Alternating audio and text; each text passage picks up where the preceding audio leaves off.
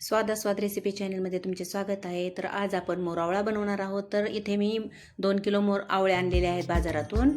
तर ते स्वच्छ पाण्याने धुवून कापडाने पुसून घेतलेले आहेत। पाणी अजिबात राहिलं नाही पाहिजे आवळ्यांना जेव्हा आपण मोरावळा बनवतो तेव्हा। तर मी इथे पुसून घेतलेले आहे स्वच्छ।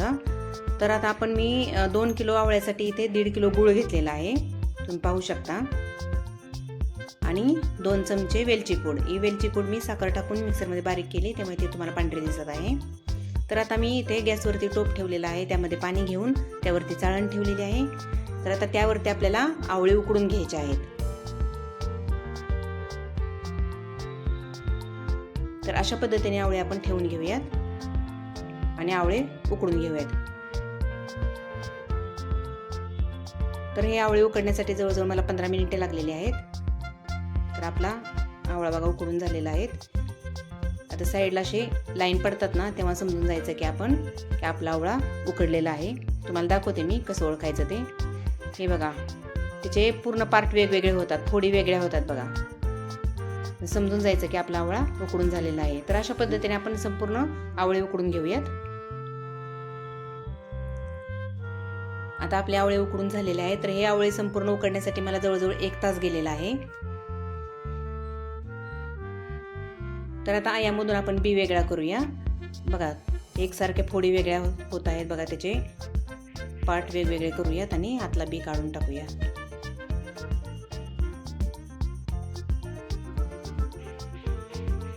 तर अशाच पद्धतीने आपण संपूर्ण फोडी वेगवेगळ्या करूयात आणि बिया काढून घेऊयात।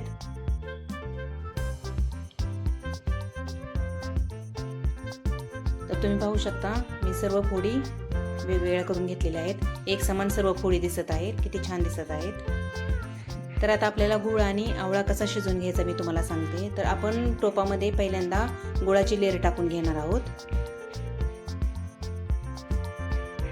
त्यानंतर आवळ्याच्या फोडी टाकून घ्यायच्या आहेत।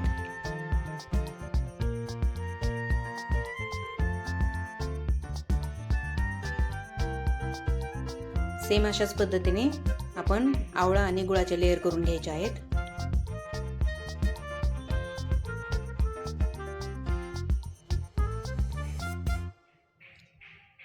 आणि आता मंद आचेवर गॅसवरती त्याला शिजत ठेवायचं आहे। आता इथे मी एका टोपामध्ये बसले नाही म्हणून मी 2 टोपामध्ये आवळा आणि गूळ टाकून ठेवलेला आहे। दोन्ही गॅसवरती मी ते शिजायला ठेवलेलं आहे। जेव्हा त्याची क्वांटिटी कमी होईल ना शिजल्यानंतर, तेव्हा आपण एकत्र करणार आहोत। मधून अधून त्याला मिक्स करायचं आहे, म्हणजे गूळ खाली लागणार नाही, याची काळजी घ्यायची आहे आपल्याला।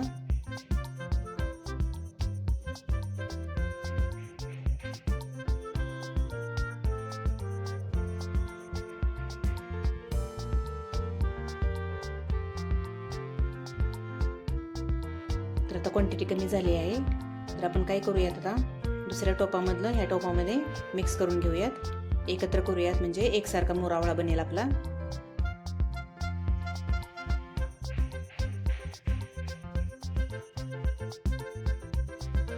दोन्ही आपण व्यवस्थित मिक्स करून घेऊयात।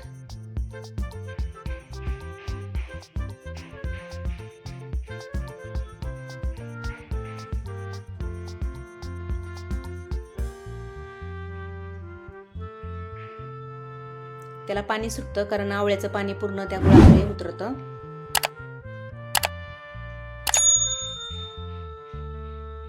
आपल्याला व्यवस्थित शिजवून घ्यायचं आहे, म्हणजे ते पाणी पूर्ण आटेपर्यंत आणि एक तारी पाक होईपर्यंत आपल्याला शिजवून घ्यायचं आहे। बघा पाणी किती सुटलेलं आहे आवळ्याचं। तर आपण आता मंद आचेवर असं शिजवून घेऊयात। तर तुम्ही पाहू शकता क्वांटिटी किती कमी झालेली आहे। तर आपला मोरावळा जवळजवळ तयार झालेला आहे।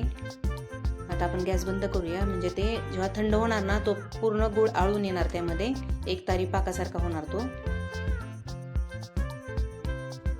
तर आपण गॅस बंद करूया आणि थंड होण्याची वाट बघूया।